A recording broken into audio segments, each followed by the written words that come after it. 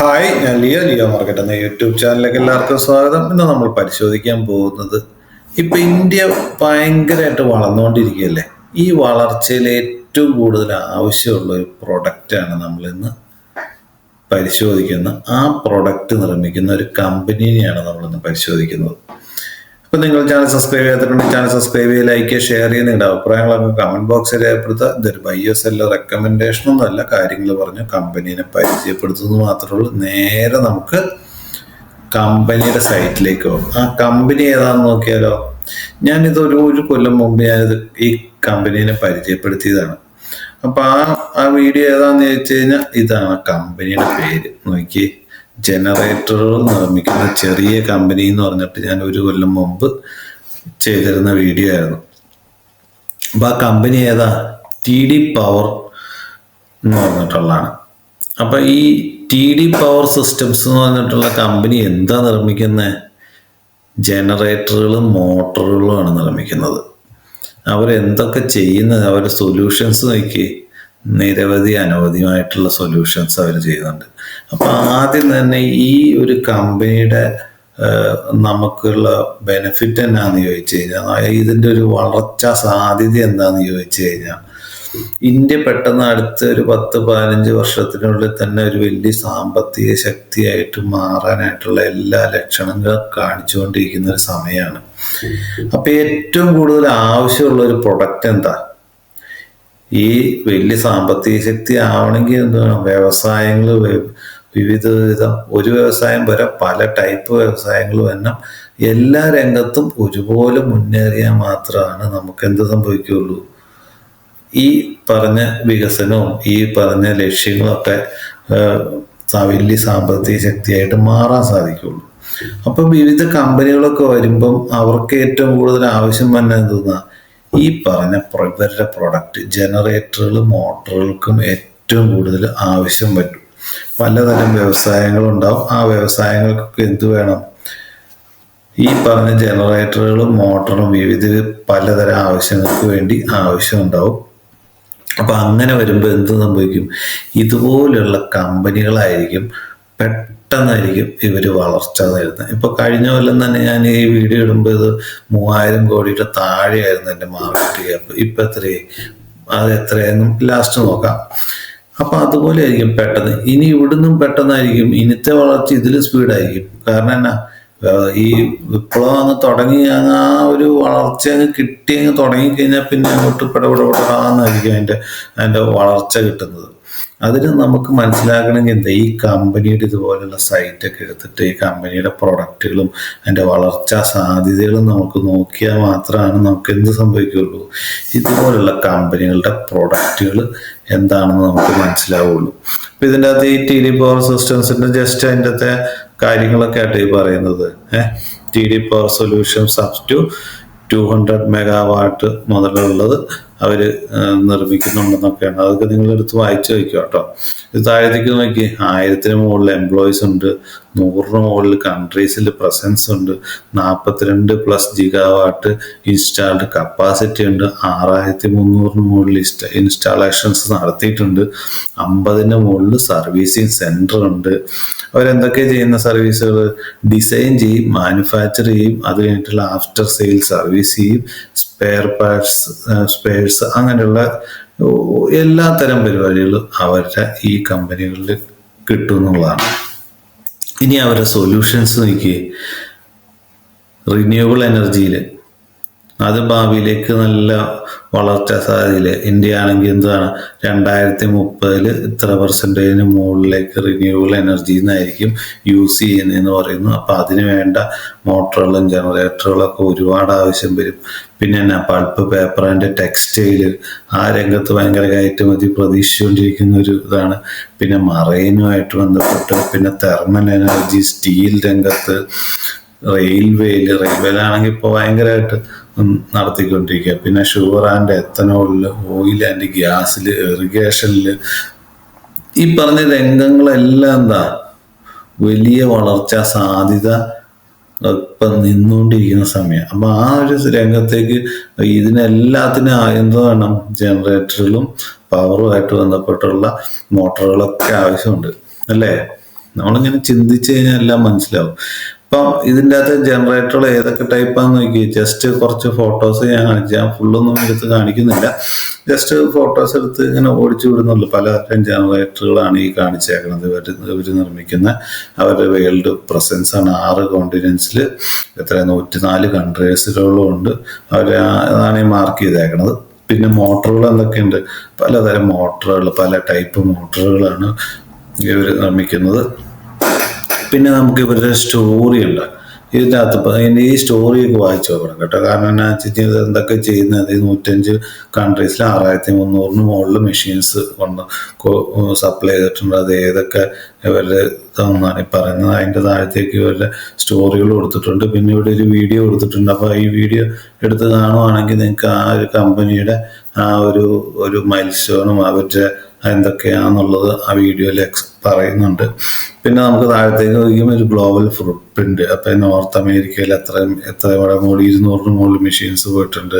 South അമേരിക്കയിൽ എത്ര പോയിട്ടുണ്ട്, ആഫ്രിക്കയിൽ പോയിട്ടുണ്ട്, യൂറോപ്പിൽ 700 മുകളിൽ, ഏഷ്യയിലാണെങ്കിൽ 4400 മുകളിൽ മെഷീൻസ്, ഓസ്ട്രേലിയ. അപ്പം അങ്ങനെ പല ഏരിയകളിലേക്ക് പല ഇതിലേക്ക് ഓരോടത്തേക്ക് എത്ര പേര് മെഷീൻസ് പോയിട്ടുണ്ടോ എന്നുള്ളത് ഒക്കെ ഇതിൻ്റെ അകത്ത് കൃത്യമായിട്ട് അവർ പറയുന്നുണ്ട് അല്ലേ. ഇനി നമുക്ക് എന്താ വേണ്ടേ, ഇതൊക്കെ ജസ്റ്റ് സൈറ്റിൽ പറഞ്ഞേക്കുന്ന നല്ല കാര്യങ്ങളല്ലേ. ഇനി നമുക്ക് ഈ കമ്പനിയുടെ ഫണ്ടമെന്റൽ ആയിട്ടുള്ള കാര്യം, ഞാൻ അന്ന് പറഞ്ഞ വിലയിൽ നിന്ന് ഇപ്പം എത്ര മാറിയിട്ടുണ്ട്, ഫണ്ടമെന്റലായിട്ട് എത്രയായിട്ട് ഇതിനകത്ത് ഫലം ചെയ്തിട്ടുണ്ടെന്നുള്ളതല്ലേ നമുക്ക് മെയിനായിട്ട് നോക്കേണ്ടത്. അപ്പോൾ നമുക്ക് ഇതിൻ്റെ അകത്ത് കറണ്ട് മാർക്കറ്റ് പ്രൈസ് നോക്കി 7198 എന്ന് പറഞ്ഞ കറണ്ട് മാർക്കറ്റ് പ്രൈസ് അല്ല, മാർക്കറ്റ് ക്യാപ്പ് 7198, കറണ്ട് മാർക്കറ്റ് പ്രൈസോ 461, 52 ഹൈ എന്ന് പറഞ്ഞാൽ 480, 257, സ്റ്റോക്കിന്റെ ബി എന്ന് പറഞ്ഞാൽ 53.1, ബുക്ക് വാല്യൂ എന്ന് പറഞ്ഞാൽ 49.5, ഡിവിഡൻഡ് നൽകുന്ന ഒരു കമ്പനിയാണ്. ROC 25.4, ROE എന്ന് പറഞ്ഞാൽ 18.1, ഫേസ് വാല്യൂ 2 അപ്പൊ ഇത് ഞാനൊരു കൊല്ലം മുമ്പ് ചെയ്തെന്ന് പറഞ്ഞു. അപ്പൊ എത്രയായിരുന്നു അതിന്റെ വില? 141.95 ആയിരുന്നു അന്നത്തെ വില. ഇപ്പൊ എത്രയാണ് വില? 461, ഏകദേശം 200% മുകളിൽ റിട്ടേൺ. അപ്പൊ നമുക്ക് ഇതുപോലെയുള്ള വളർച്ച കിട്ടണമെങ്കിൽ തന്നെ ബിസിനസ് നോക്കിയാൽ മാത്രമേ, ആ ഒരു കമ്പനിയുടെ വളർച്ചയും ബിസിനസ് നോക്കിയാൽ മാത്രമാണ് നമുക്ക് എന്ത് പറ്റുള്ളൂ, ഇതുപോലെയുള്ള വളർച്ചയും കമ്പനിയുടെ ബെനിഫിറ്റൊക്കെ അത് മനസ്സിലാവണമെങ്കിൽ കമ്പനിയുടെ ബിസിനസ്സും വളർച്ചാ സാധ്യതയുള്ള സെക്ടറുകളും കണ്ടെത്തുക എന്നുള്ളതാണ് നമുക്ക് മനസ്സിലാവേണ്ടത്. പിന്നെ നമുക്ക് താഴത്തേക്ക് നോക്കിക്കഴിഞ്ഞാൽ ഇതിൻ്റെ അകത്ത് year on year sales growth നോക്കി 2013 587 കോടി ഉണ്ടായിരുന്നുള്ളത്. ഇപ്പം എത്രയായി? 1001 കോടിയിലേക്ക് വന്ന്. ട്രേഡിംഗ് ഡിൽമന്തോ 1087 കോടിയിലേക്ക് വന്നിട്ടുണ്ട്. സോറി കേട്ടോ. ഓപ്പറേറ്റിംഗ് പ്രോഫിറ്റ് ആണെങ്കിലോ 53 കോടിയിൽ നിന്ന് 171 കോടിയിലേക്കും, ട്രേഡിംഗ് ഡിൽമന്ത് 186 കോടിയിലേക്കാണ് വന്നേക്കുന്നത്. പിന്നെ ഓപ്പറേറ്റിംഗ് മാർജിൻ ആണെങ്കിലും ആദ്യ കാലത്ത് 2, 3, 5, 9 ഒക്കെ ആയിരുന്നു. അതിപ്പോൾ എത്രയും 10 മുകളിലേക്ക് വന്നിട്ടുണ്ട്. 10, 12, 15, 17 എന്ന് പറഞ്ഞ് ജസ്റ്റ് കൂടി വന്നിട്ടുണ്ട്. അപ്പൊ ഇപ്പൊ നമുക്കൊരു 2021 ശേഷം 12 താഴെ പോയിട്ടില്ല എന്നുള്ളൊരു നല്ലൊരു പ്ലസ് പോയിന്റ് ആണ്. പിന്നെ നെറ്റ് പ്രോഫിറ്റ് നോക്കിയാൽ 42 കോടിയിൽ നിന്ന് കുറഞ്ഞ് എവിടെ 2018 -14 അത് പിന്നെ കൂടി 2024 എത്രയായി 118 കോടിയിലേക്കും, ട്രേഡിംഗ് മന്ത് 136 കോടിയിലേക്കും വന്നിട്ടുണ്ട്. പിന്നെ നമുക്ക് നോക്കിയാൽ റിസർവ് നോക്കിയാൽ 461 കോടിയായിരുന്നു 2013 മാർച്ചിൽ. അത് കൂടി ഇപ്പം എതിരെ 741 കോടിയിലേക്ക് 2024 സെപ്റ്റംബറിൽ വന്നു. കടമാണെങ്കിലോ 27 കോടി ഉണ്ടായിരുന്നത് കൂടി എത്രയിലേക്ക് കൂടി 69 കോടിയിലേക്ക് മാർച്ച് 2018 കൂടി. അത് കഴിഞ്ഞിട്ട് അത് കുറഞ്ഞു ഇപ്പം 0 ആയി, കടയില്ലാത്തൊരവസ്ഥയിലേക്ക്. അത് ഭയങ്കര ഒരു പ്ലസ് പോയിന്റ് അല്ലേ. പ്രത്യേകിച്ച് ഇതൊരു സ്മോൾ ക്യാപ്പ് കമ്പനിയാണെന്ന് പറഞ്ഞതും കൂടി ഓർക്കണം. കാരണം 10,000 കോടിക്ക് താഴെയുള്ള ഒരു കമ്പനിയാണ്. അപ്പൊ അങ്ങനെയുള്ള ഒരു കമ്പനിക്ക് എന്താ ഭയങ്കര ബെനിഫിറ്റ് ആണ്. ഇതുപോലെയുള്ള കട ഇല്ലാതിരിക്കുക എന്ന് പറയുമ്പോൾ തന്നെ ഒരു ഭയങ്കര ഒരു ആശ്വാസം. കാരണം നമുക്ക് ഭയങ്കര ഒരു ഭാരമായി കട എന്ന് പറഞ്ഞു കഴിഞ്ഞാൽ. അപ്പൊ ആ കട ഇല്ലാതിരിക്കുക എന്ന് പറഞ്ഞാൽ അതിൻ്റെ വളർച്ചയുടെ സാധ്യത പിന്നെ കൂടുക എന്നുള്ളതാണ് എൻ്റെ ഒരു അഭിപ്രായം കേട്ടോ. ഇനി താഴത്തേക്ക് നോക്കിയാലോ, ഷെയർ ഹോൾഡിംഗ് പാറ്റേൺ നോക്കിയേ. പ്രൊമോട്ടറുടെ ഷെയർ 2021 ഡിസംബറിൽ 58.65 ആയിരുന്നു. അത് കുറഞ്ഞ് എവിടെ എത്തി? 34.27 കുറച്ചു. അപ്പൊ അത് അത്ര പോസിറ്റീവ് അല്ല. കാരണം എന്നാ വെച്ച് കഴിഞ്ഞാൽ 50% തന്നെ വേണമായിരുന്നു. ഇതൊരു കുറച്ച് 34 വന്നു. അത് ഈ കാശിന് ആവശ്യം വരുമ്പോൾ ഷെയർ വിൽക്കുന്നതായിരിക്കും എന്ന് ഞാൻ വിചാരിക്കുന്നു. പിന്നെ ഒരുപാട് റാലി നടത്തിയപ്പം അവരെടുത്തതായിരിക്കും. എന്നാലും എന്താ കാരണം കൊണ്ട് കുറച്ചൊന്നും ഞാൻ നോക്കിയില്ല കേട്ടോ. പക്ഷെ ഈ പ്രൊമോട്ടർ കുറച്ച ഷെയറുകൾ ആരാ വാങ്ങിച്ചു കൂട്ടിയേക്കണേന്ന് നോക്കി. FIS ആണ് വാങ്ങിച്ചു കൂട്ടിയേക്കുക. FISും DISും വാങ്ങിച്ചു കൂട്ടി. 2.53 ആയിരുന്നു ഡിസംബർ 2021 ഷെയർ അവരുടെ പെർസെൻറ്റേജ്. അത് എത്രയായി ഇപ്പം? 16.24 കൂട്ടി. DIS ആണെങ്കിലോ 11.21 29.64 കൂട്ടി. അപ്പൊ ഇവിടെ പ്രൊമോട്ടർ വിറ്റുകൊണ്ടിരുന്ന സാധനങ്ങളൊക്കെ ആരാ വാങ്ങിച്ചത്? FISും DISും ആണ് വാങ്ങിച്ചത്. പബ്ലിക് ആണെങ്കിലോ 27% കുറച്ച് 19 കുറച്ചേക്കണം. അവർ ഏകദേശം ഒരു താഴത്തേക്ക് തന്നെ ആ ഒരു പാറ്റേൺ പോലെ നമ്മുടെ സ്റ്റോക്കിന്റെ പ്രൈസ് കയറി പോകുമ്പോഴത്തേന് അവർ സാധാരണക്കാരെ പ്രോഫിറ്റ് ബുക്ക് ചെയ്ത് പോകും. പക്ഷെ വലിയ FISും DISും എന്ത് സംഭവിക്കും? അവര് വളർച്ചാ സാധ്യതയുള്ള കമ്പനികളിലേക്ക് എപ്പോഴും ഇൻവെസ്റ്റ് ചെയ്ത് അവരുടെ സ്റ്റേക്ക് കൂട്ടിക്കൊണ്ടേയിരിക്കും. അതല്ല ഈ കണ്ടുകൊണ്ടിരിക്കുന്നത്. ഇത് അതേ സെയിം പാറ്റേൺ തന്നെയാണ്. വളർച്ചാ സാധ്യതയുള്ള കമ്പനികളിൽ FISും DISും കൂട്ടും, സാധാരണക്കാർ വിറ്റുകൊണ്ടിരിക്കും. പിന്നെ നമുക്ക് നോക്കാനുള്ള ചാർട്ട് പാറ്റേൺ. അപ്പൊ ഇത് മന്ത്ലി ചാർട്ടാട്ടോ. അപ്പൊ ഈ TD പവർ സിസ്റ്റത്തിന് മന്ത്ലി ചാർട്ട് നോക്കിയേ. ഞാനൊന്ന് പറയുമ്പോൾ ഒരു കൊല്ലം മുമ്പ് പറയുമ്പോൾ ഈ സ്പ്ലിറ്റ് ഒക്കെ കഴിഞ്ഞ് പിന്നെ ഒരു പ്രോഫിറ്റ് ബുക്കിംഗ് കഴിഞ്ഞ് ബ്രേക്ക്ഔട്ടിന്റെ വക്കിൽ നിന്നുള്ള അടുത്തൊരു റാലി തുടങ്ങാൻ പോകുന്നു എന്നും പറഞ്ഞുകൊണ്ടായിരുന്നു ഞാൻ അന്ന് വീഡിയോ ചെയ്തത്. അന്ന് വീഡിയോ ചെയ്യുമ്പോൾ 141.95 ആയിരുന്നു. ഈ റേഞ്ചിലെങ്ങാണ്ടായിരുന്നു അതിൻ്റെ ഒരു പ്രൈസ്. അത് കഴിഞ്ഞിട്ട് നോക്കിയേ, ആ ഒരു ട്രെൻഡ് ലൈൻ ഇവിടെ വന്നേക്കണ ആ ഒരു സപ്പോർട്ട് എടുത്ത് അവിടെ മുതൽ പിന്നെ അങ്ങോട്ട് വലിയൊരു റാലിയാണ് നടത്തിയേക്കണത്. ആ ഒരു ഞാനിവിടെ ഒരു ട്രെൻഡ് ലൈൻ വരച്ചിട്ടുണ്ട്. ആ ട്രെൻഡ് ലൈനിൽ സപ്പോർട്ട് എടുത്താണ് മുകളിലേക്ക് എപ്പോഴും പോയിക്കൊണ്ടിരിക്കുന്നത്. പിന്നെ അതിൻ്റെ അത് ശ്രദ്ധിച്ചോ, ആദ്യ കാലത്ത് വലിയൊരു സെല്ലിങ് വന്നു, അത് കഴിഞ്ഞിട്ട് വലിയൊരു നഷ്ടം വന്നു. അത് കഴിഞ്ഞിട്ട് ഇവിടെ മുതൽ നോക്കി നല്ല വോളിയൂംസ് വന്നിട്ടുണ്ട് അല്ലേ. നോക്കി വോളിയൂംസ് ഒക്കെ നന്നായിട്ട് ഡെവലപ്പ് ആയിട്ടുണ്ട്. കാര്യമായിട്ടുള്ള സെല്ലിങ് വോളിയൂംസ് ഒന്നും കാര്യമായിട്ട് വന്നിട്ടില്ല. അതിൽ കൂടുതൽ ബൈയിങ് ആണ് വന്നേക്കണത്. പിന്നെ നോക്കി സപ്പോർട്ട് എടുത്തെടുത്ത് മുകളിലേക്കാണ് പോയേക്കുന്നത്. ഇന്നത്തെ ലെവൽ എങ്ങനെയായിരിക്കും ഇതിൻ്റെ?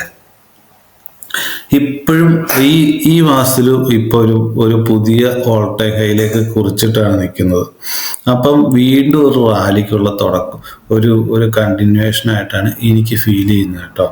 ഇനിയും ഇവിടുന്നും ഒരു 1000-ന് മുകളിലേക്ക് പോകാനുള്ള എല്ലാ സാധ്യതയും ഇപ്പോഴും ഇതിൻ്റെ അകത്ത് ഞാൻ കാണുന്നുണ്ട്. കാരണം ഭയങ്കര വലിയ വളർച്ചാ സാധ്യത ഈ കമ്പനീനെ അടുത്തൊരു 10-15 വർഷത്തിനുള്ളിൽ തന്നെ നമുക്ക് അത്രയൊന്നും വേണ്ടി വരികയില്ലായിരിക്കും. എന്നാലും ഒരു മാർക്കറ്റ് അല്ലേ, അത്ര ഒരു ലോങ്ങിലേക്ക് ചിന്തിച്ചാലും പെട്ടെന്ന് നമുക്കൊരു ലാർജ് ഗ്യാപ്പായിട്ട് കാണാൻ പറ്റുന്ന ഒരു കമ്പനി ആയിട്ടാണ് എനിക്ക് ഫീൽ ചെയ്യുന്നത് കേട്ടോ. ഇന്നത്തെ ഒരു സപ്പോർട്ട് നോക്കിയാൽ ഇവിടുന്ന് ഒരു പ്രോഫിറ്റ് ബുക്കിംഗ് വന്നാലോ നല്ല സപ്പോർട്ടുള്ള ഏരിയ ഏതാ? 366-നും 383-നും ഇടയിൽ നല്ലൊരു സപ്പോർട്ടുണ്ട്. ഇപ്പോഴത്തെ ഈ ബ്രേക്ക് ഔട്ട് പറയുന്നത് വരാനുള്ള സാധ്യത വളരെ കുറവായിട്ടാണ് ഫീൽ ചെയ്യുന്നത്. എന്നാലും നമുക്കൊരു താഴത്തെ ഒരു സപ്പോർട്ട് എന്ന് വെച്ചാൽ ഈ ഒരു സപ്പോർട്ട് നല്ലൊരു സപ്പോർട്ടാണ്. പിന്നെ ഈ ട്രെൻഡ് ലൈനിലാണ് കുറെ കാലങ്ങളായിട്ട്, ഇപ്പം 2022 ശേഷം ഈ ട്രെൻഡ് ലൈൻ താഴത്തേക്ക് ബ്രേക്ക് ചെയ്തിട്ടില്ല. അതും നല്ലൊരു ഭയങ്കര ഒരു സപ്പോർട്ടായിട്ട് ആക്ട് ചെയ്യാനുള്ള സാധ്യത വളരെ കൂടുതലാണ്.